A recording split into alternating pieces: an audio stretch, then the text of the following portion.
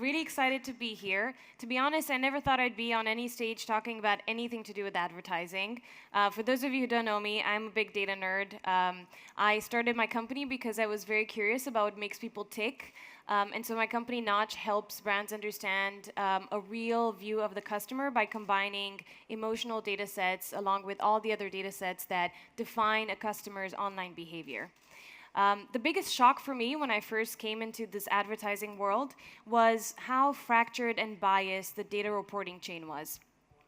Here's how it works today.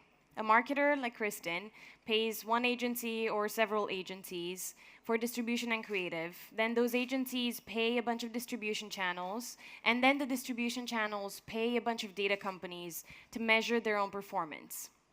Now, I don't know if I have to point this out, but that is a massive conflict of interest. That's like everyone grading their own homework. This is the root of the data transparency issues that we have in our industry today. This really flawed incentive structure that we're allowing to exist. So the big question is, what type of world does this flawed data chain create? Well, it's a world where marketers do not collect or own the audience data that is generated through their advertising online. A world in which data comes in different formats at different times, and it always tells you you've done a great job. You know, there's an X% brand lift.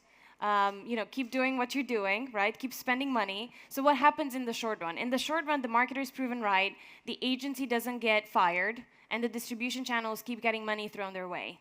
But in the long run, CMOs have a 2 to 3 year tenure. Agencies get reviewed every 12 months. And distribution channels see their margins get crushed with every agency review. Because at the end of the day, the data that gets reported back to the marketer does not really correlate with the business results of the brand. Over the last 2 years, I've been monitoring and trying to fix the data transparency issues in our industry. And I just wanted to share with you a few realities that I ran into, because they're realities that often go untold. First of all, in the last 2 years, Knotch has worked with or talked to about a third of the Fortune 500 brands.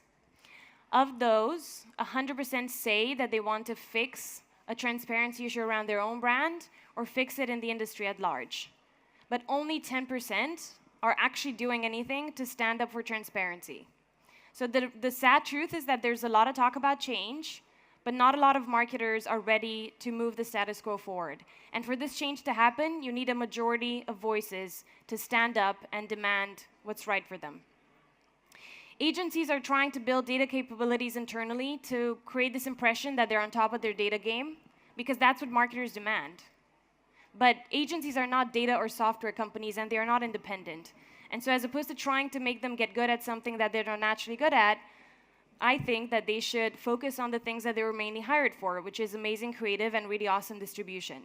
On top of that, agencies are the scapegoats for all the transparency advocates today. Over the last year alone, more than $1.5 billion of media spend has been put under review, citing transparency as a main reason. Then there's the distribution channels. On the one hand, the distribution channels are afraid to open up to independent measurement, but on the other hand, they're facing a lot of pressures with ad dollars going away from them. And also, they don't want to incur this ever-growing cost center around measurement and data. And finally, I want to talk about the consumer, because ultimately we're all here to make this experience better for the consumer, to make the internet a better place. The consumer actually gets to pay for all of the above, because we're making creative and distribution decisions based on biased data or no data at all. And so I just wanted to take a step back and say, how am I still here? Like, why am I still fighting for this? How have I not become a complete cynic? And the truth is, because I don't think transparency has to mean tension. I think there's a way we can use transparency to work together and make the internet a better place, and hopefully all of our jobs along with it. And here's how, just a couple of thoughts. Number one, leave the data puzzle to the data companies, independent third-party companies who source data on behalf of the brand. And as such, they should sit outside of the purview of anyone else in the marketing command chain, but communicate the really high-level insights to decision makers transparently, as well as take the data and plug it into the downstream platforms like DMPs and CRMs and BI tools.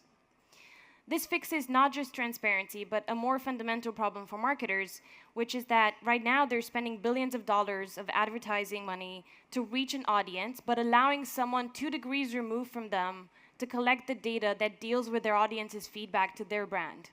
And as such, they're losing a core strategic asset to their business.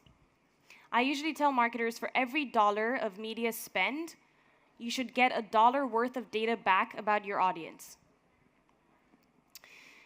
Data that you own, that you collect, you aggregate, you analyze, and you action. And I do really think that the brands who understand and accomplish this today will dominate the digital landscape of tomorrow. I also know that agencies and distribution channels will benefit from outsourcing this data capability to data companies. Agencies can focus on piping this data back into the downstream platforms and driving a higher ROI for their customers and themselves. And distribution channels are going to better understand what audience, what creative, what performance metric works best for each brand partner. And I think this will drive up premiums for them if they truly get ahead of it. Transparency is not a zero-sum game, and our industry should stop talking about it as such. I believe that we can bring every part of our ecosystem together and create a new status quo that will benefit everyone. So the big question is, where do we begin? I always get this question, and today I'm really proud to finally have an answer, or at the beginning of an answer.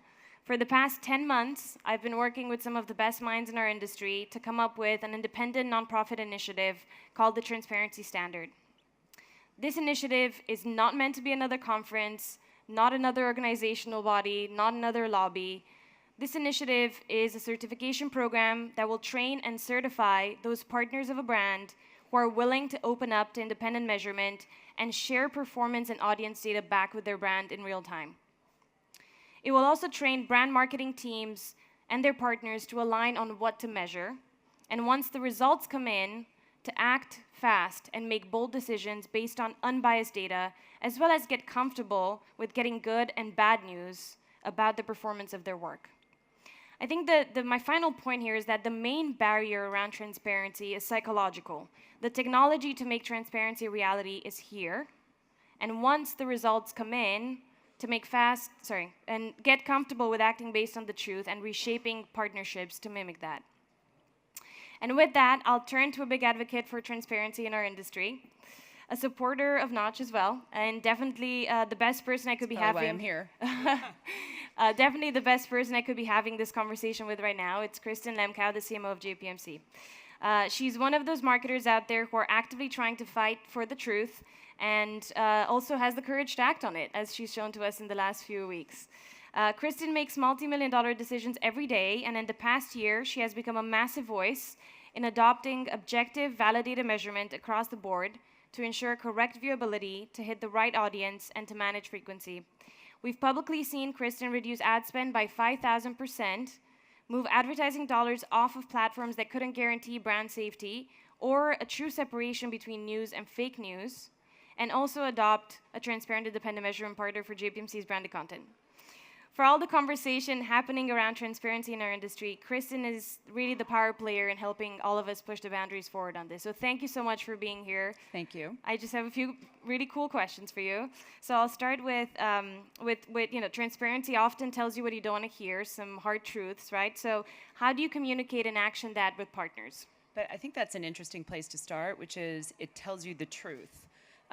One would think if you are entrusted with shareholder dollars, that's exactly what you want. But if you don't get real-time verified data, even down to the log level, you're going to get a report after the fact where the incentives are all going to be for Success Theater. Both the publisher, the agency, and the marketer will be incented to make those metrics look the way the campaign wanted to.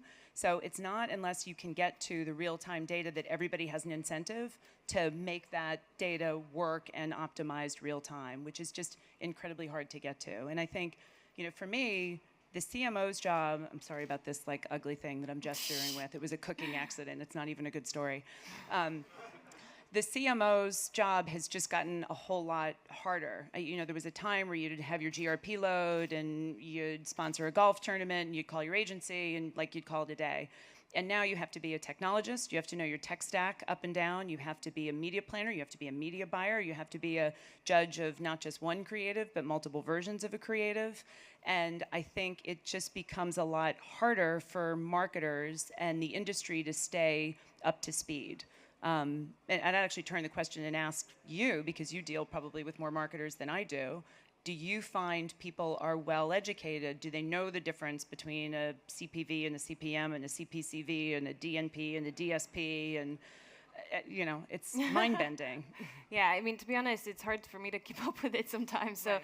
yeah, I think the job of a CMO is extremely hard, and I'm here asking you to do yet another job, which is to fight for transparency. So, you have a lot to Should do, be the right? same job. Yeah. Yeah, exactly. But you just keep getting more and more added onto that. So, look, I think even though it's hard to keep up with it, I've seen a lot of marketers at least understand what's right for their brand. And I think that's really the hardest part because there's a lot of distraction. And I actually think marketers sometimes get distracted with trying to figure out industry level benchmarks and stick to them. But the reality is, as we evolve into newer forms of content, you have to understand what's good for you, Right. and measure. Because we were talking about, what you get is what you measure for. Measure the things that you really want to get. Right. And know what that is. Exactly. Exactly. Do you have any examples around where transparency has maybe created? I mean, and I know you do, so that's why I'm asking you. Yeah. Where transparency has created a situation where you had to take action. Sure. Well, I mean, there's one where we had a Facebook campaign running, and we had instructed the agency to buy for reach. And we found we had 20% viewability on the video, and we're mad. Like, we're mad at the agency and at Facebook, and it just comes down, we asked them to measure the wrong thing. When we optimized to measure for views, we had 50% viewability. Now, it's a whole other debate about whether completed views or partial views versus actual impressions are going to drive results, but we had asked them to measure the wrong thing, and I think that we're pretty astute about it. And then, there was another example, actually, that Knotch found where two highly reputable publishers were having a big spike in traffic between 2 and 4 a.m. They didn't raise it. We didn't see it. You all saw it because it was an independent third party, and we were able to optimize. One of them was reluctant to it. One of them wasn't. Yep. It's always interesting. We actually find that quite often when we get to see independently what's going on, we bring a lot of truth to the table in the conversation with the marketer. So that's really great. Okay, why have marketers for so long turned a blind eye to transparency? I hope that they haven't turned a blind eye to transparency. I think many of them just don't know. And I think even when the ANA report came out, and to your point, the agencies were scapegoated as part of that, people just didn't know. I think it's a really hard thing for most marketers to actually follow a digital supply chain and figure out where all of their money goes. So I hope it's not necessarily turning a blind eye. I think it's just becoming more educated about where your dollars go and what you should be asking for and what is appropriate for your expectations for real-time data. I think people were okay with an Excel spreadsheet that came a month later after their agency, and they said, well, awesome, I did awesome on that, instead of, okay, you really ready for maybe you didn't. I actually think it's hard to be a marketing leader who has the courage to make decisions, well, to hear the truth and then make decisions based on it. So I think you're kind of a rare occurrence on that front, and maybe you don't see it because you assume that everyone else is like you, but it's hard to be that type of leader. So yeah, and so congrats. For us, so here's an example of a truth. The New York Times had called us and found one of our ads on a fake news site. And I heard the same kind of stuff from people of, oh, it's hard enough to find categories, much less real news, looks like fake news. Like, this was HillaryForPrisoner.com. Like, this did not look like real news. And so we made a decision that we weren't going to support fake news in any way. The piece I didn't know, I was proud of the fact that we had taken programmatic advertising in-house and thought that that was awesome. When I asked my team how many sites were our ads appearing on, the answer was 400,000. And I said, that sounds like too many. How many of them actually got a click? 12,000. Okay, that's a start. Go look at all 12,000. I'm looking at Sapna because Sapna was the one who called me who found it. Like, we didn't find it, you found it. And of the sites that we looked at, 5,000 were something that we deemed brand safe.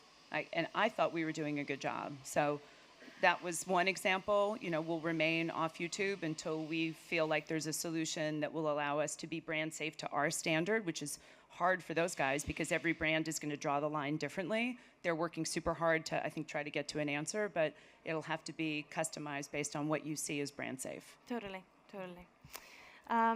Who do you think wins and loses in this transparency world, in this new world order? I think the uneducated lose. I think if you don't understand what you're measuring for, you lose, and you don't know the questions to ask for. I think maybe people with smaller budgets lose because they don't have the maybe heft to demand some of the things that the bigger brands do, or they don't get covered if they make a decision and get lauded for it. So I think education is your best defense. I agree. I do think that, I mean, as to my previous point, there's a way that everyone can win. It's just that it's a shift from a nebulous guessing game into a more efficient marketplace. And I think it actually forces everyone to get a lot better at what they're really good at already, and hopefully drive up the premiums for those who manage to do so. Yeah, I think you'll start to see, I hope, not low CPM at all cost, right? That was the driver for a long time. Low CPM, and everybody would pat themselves in the back and you'd negotiate the hell out of it, to more of a flight to quality. Because your low CPM doesn't matter if you're actually not getting business results from it, or your brand is appearing on crap or bad stuff. Right. So I think you'll start to see more of a flight to quality for real news, and for the publishers and the platforms that are much more transparent and can give you that real-time optimization. Makes sense. Okay, so my last question, and then I think we can open it up. What do you think a greater level of transparency would mean for creativity? Look, I would welcome the challenge for it, and I think the agencies do, because you no longer need to make that one epic 30-second spot like Don Draper did to appeal to everyone.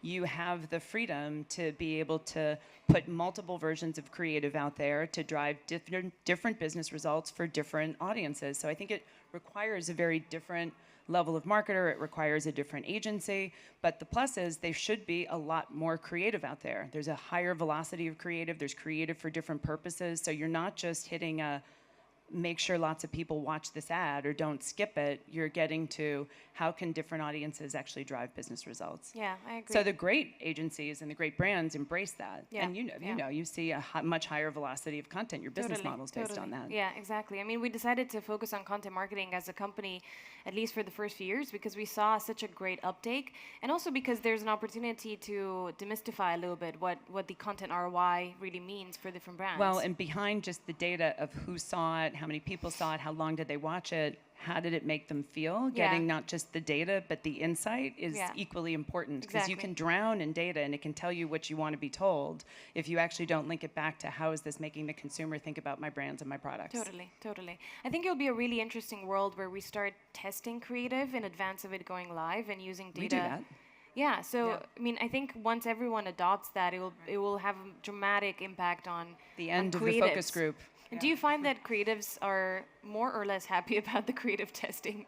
I think they're happier about it because they get to produce more and you get more immediacy instead of relying on the brand to market research your idea, because everybody will question the research if the research sort of spits in an idea. Yeah. When you actually can see it, then a good agency should embrace it because they are proven right. Yeah, totally. Right? 'Cause getting in fights about will this ad work or not, how many have we been in? It just wastes time. It's true. That's a very good point. Okay, so should we turn it back to the audience? I know that there's a service that... Yes, there are questions, lots of them. Cool. And for those of you who haven't seen It's it, like the iPad program. It's Yeah, it's all iPad here. Technology. Siri recorded you the whole time. If I can handle this, because I'm not very good at reading without my glasses. But Well, for those forgive me of with you who that. haven't seen, you could add the link that's on the screens right there to a system called Gliss, and you can enter your questions. And thanks to Ernst E&Y for that. So lots of questions. Can they just raise their hand, or? It'd be great to see the faces of those who asked the question. That'd be great. Okay, well then we'll do that. So then you can ask the question, but maybe just raise the hand if you asked. Oh, okay, raise the hand of the person who... Okay, so first question. Kristen, why have marketers for so long turned a blind eye on transparency? Oh, Anda just I asked me already asked that. I said, I don't know that they've turned a blind eye. I think they just hopefully didn't know. Okay, so... Unless I didn't give you the answer you wanted. Well, maybe someone's like, they have. Okay. Good. So a question for you, Anda. How does Knot actually measure transparency? How is it different? So we work with marketers directly, which means that we are only accountable to them. We're not trying to sugarcoat the answers. We're not trying to make the data tell the story, which is the constant request that we would get whenever we try to sell into the rest of the marketing command chain. And as such, think of us as almost like an inspector for the marketer to truly understand how all of their content efforts are doing. And now we're expanding into other types of digital marketing as well, including social. And so the idea is for Kristen to be able to tell in real time how are all these different content efforts that I'm spending money on doing on 5 things that we think really matter. And different brands have different weights for these things. The first one is obviously the viewability piece, the engagement piece, the shareable piece. And then what we add that's really special is how did the audience react emotionally, and did they take an action based on consuming this content piece? Well, and as a client, I can tell you how we use it. So, because she and I just went through the report before we came up here, and one of the things that it found was we are producing significantly more content than other players within our industry, but we're being outperformed by somebody who produces less content. Yeah. So we have a lot of stuff that isn't all that interesting, and somebody else is spending less money and getting a better result. And if you think That's about helpful. it, your agency, because they're creating that content for you, or your publisher partners are always going to tell you to make more content. Or they don't have the competitive piece. Or they don't have the competitive piece, yeah. So we try to be as accountable as possible and hopefully make the internet a better place. So that leads to the next question, actually. We hear so much about media waste. How much creative waste is there, really? I think they go hand in hand, right? I think if your creative isn't working, and the thing is, if you have the media planners will always blame the creative will always blame the media planners. It does go hand in hand. So I think you'd have to assume the same amount of creative waste is happening with the media waste. Yeah. But by the way, there is good creative waste. Like back to Anda's point, if I test 3 different versions of something on Facebook and one thing spikes, and that costs me less than one big 30-second spot, I will do that all day long. I think it depends how you define waste, right? Because you're totally right. Like, as opposed to investing all your dollars in this one thing and everyone believes that it's the right thing, and then you push it out and it ends up being a complete scandal or flop, right? It's much better to have 10 different creatives or versions of one creative that you spend less money on, and you test them and you run with the ones that work. And it solves a big problem because within companies, everybody's a marketer, right? Everybody has an opinion on creative, and somebody's wife saw something that looked good, and like this happens all the time. So being able to point to the real data as you've created, and no one's the target, by the way, at least not in my company. Yeah. And being able to point to what you can actually see and what people respond to is much more effective. So with that, how can you increase transparency with your customers on how you use their data? We don't use our customers' data. You mean Maybe me? No, I think it's more like data that you may have. You're a bank, I think, we maybe through your use app. our customers' data only within our own channels to be able to make sure we give somebody an offer that's contextual and relevant for them instead of spamming them with a credit card that they already have. And we will do blind data matches, obviously. And are they through opted Axiom. into that solution, or they are, right? Our customers bid Yeah. in. We know they tell us, you have all this data on me. Why don't it's you fine, make yeah. it relevant to me? Like, So why am I that's- getting the same crap from you? You're my bank. You're supposed to know me. Thank you. How will we see how will the incoming GDPR regulations affect the way we capture data? Very European question, I guess. GDP. Most of my ad budget's in the US. Okay. So we've measured a few things in Europe, and we've been able to adapt to the regulations. I think, look, like the regulation changes all the time. In the US, for all intents and purposes, it's become better for data companies, whether or not you think it's ethical. I think the most important thing is to figure out what are the metrics that matter for all the brands that are going to be sourceable in every single market, right? Because we work with some international brands. GE, for example, wanted us to source data in maybe 25 different markets. And so we always try to figure out what is the common denominator across all of these different markets. Yeah, and I can say as the IAB, because we do a lot of lobbying both in Europe as well as in the US, and GDPR is obviously something that we're following carefully, and it will have an effect on the European market, but we have yet to see what it's going to do in the US. I think, they're definitely looking at it, but we yet don't know how it's going to turn out. But it's an interesting question. It's definitely something that we need to follow closely. Kristen, how do you see the CMO's role evolving in the future? I think you've got to be much more of a technologist. You have to be a data scientist, and you have to be very, very deep in media planning and buying in a way that people haven't been before.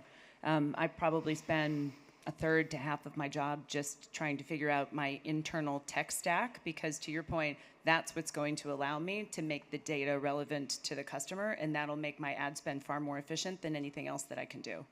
And I think it's just hard. Most of us didn't come up this way. I was a creative writing major, like, you know, and having to get deep in the weeds so you don't get easily led, either by your partners or by your team, is critical.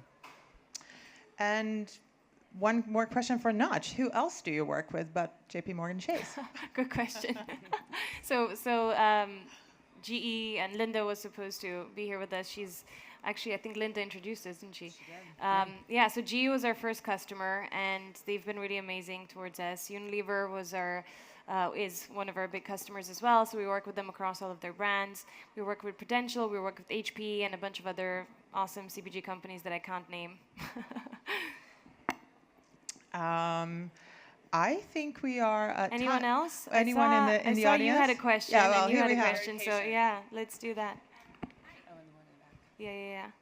You mentioned that Chase is still off of YouTube for brand safety concerns, and that you think YouTube needs to take more of a specific kind of role. Honestly, brand. I think they've been great. I think it's just the downside of these user-generated platforms, right? User-generated platforms are awesome. You get great data, you get great reach, you get great targeting capability. It's just depends how you view safety. But they've been really terrific at it. What would you view as being brand safety? What will it take to get you we back would on have the to platform? we would have to be able to make a judgment about every channel and every creator, and I'm willing to pay a premium for that. And you were mentioning something yesterday to me, Kristen, around how YouTube came out with this regulation for creators, right? Where they said that there's a minimum of... I think the answer, and I think they agree, is to just raise the bar on monetization. I'm not sure 10,000 lifetime views is high enough. They know their platform better, but for the creator should earn the right, I think, to be monetized. And I think if, look, we're a bank, we deal with this issue a lot. I think if you hit it at the source of the money and make that bar really, really high, that should be a way to solve it. Now, some brands may want reach. Others, like me, would take safety over reach all day long. We had one more. Yeah. Mm-hmm. I don't need a microphone. So you mentioned the tech stack, and you mentioned the alphabet soup that makes up the tech stack. Well, here we are at Canada, the Creative Festival. How are you helping your creatives get comfortable with technology, and the technology people get comfortable talking to creatives? Yeah, it's hard. For a while, I think the creatives thought it was the digital platform techie wonk people's job, until they realized, like, you need an Adobe CMS or some type of CMS in order to make it work.